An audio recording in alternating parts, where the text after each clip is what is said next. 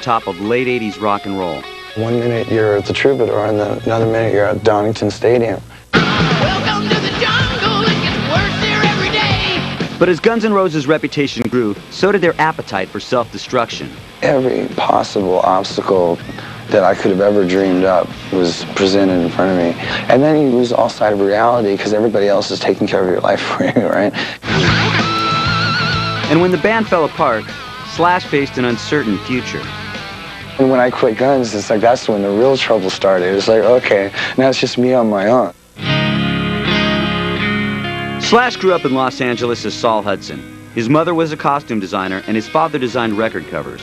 As a teen, Slash discovered rock with the help of a girlfriend. She put Aerosmith Rocks on, and I sat in front of the stereo. And I was like, that's what I want to do. In '81, Slash joined Steve Adler, Izzy Stradlin, Duff McKagan, and Axl Rose to form Guns N' Roses. And it was like, turned out the only 5 people that could do what it is that we all like doing was this combination of these 5 guys. You saw personalities on the stage with a classic rock sound and a lot of danger. Guns' 1987 debut album, Appetite for Destruction, became an instant classic, selling over 10 million copies and dominating MTV. But as Guns began work on their second album, the rock and roll lifestyle was taking over. The drug stuff became a really big deal. I took that to the limit.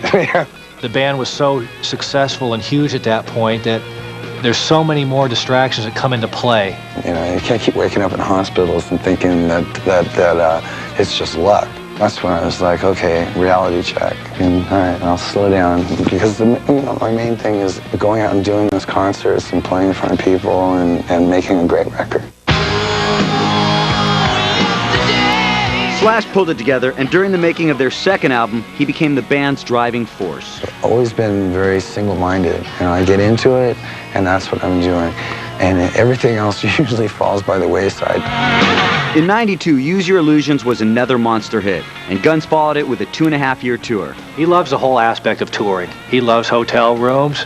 He loves getting on the bus. I think I thrive on the whole adventure, trying to get something done. But when Guns tried to regroup, Slash and lead singer Axl Rose clashed bitterly over the direction of the band. I mean, there was like 2 divisions of camp at that rehearsal, and you could tell it just wasn't going to work.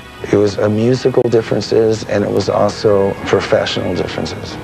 You know, I wanted to stay in the gutter, and he wanted to be Madonna. When Axl added new musicians to the group, the situation became intolerable for Slash.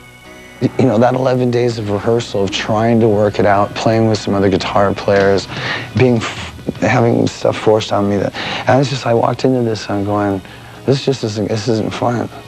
You know, I'm not getting off on this, and we're not going to make a record that sounds like we are, and that's what the band was based on. He always wanted Guns to work. This meant more to him than anything, this band. This was his life.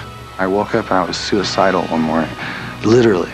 I went to dinner with Keith Richards. I just left rehearsal. And he goes, you left? And I said, yeah, man. And he goes, you never leave. And I was like, no, you don't understand. I had to leave. This is it. And that's when I quit. So.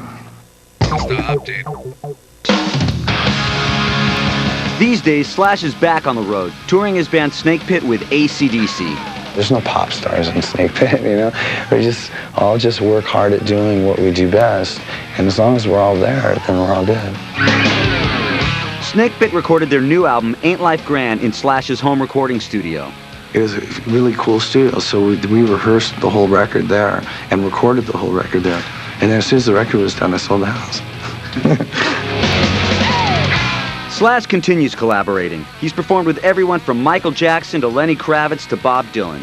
I got into this mode of like, all the time, just keep yourself busy. If anything, just keep jamming, you know, go in the studio, work with somebody. As Snake Pit's leader, Slash spends his days before each show promoting the band. Rock and roll's always there. Slash may be a rock legend, but he says he still gets nervous before the show. There's the 2 sides to this.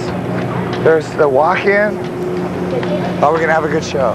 That's all. That's like, yeah. That's the bottom line. And I hate to sound so Nervous? That's it. This is the storm before the calm.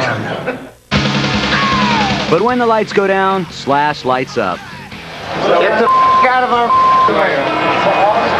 He's ready. Slash is happy where he is and has left guns behind. I don't see anything happening with guns in the foreseeable future. I just know what turned me on when I started. As far as I'm concerned, it's real simple. I just do what it is that I started doing when I was 15.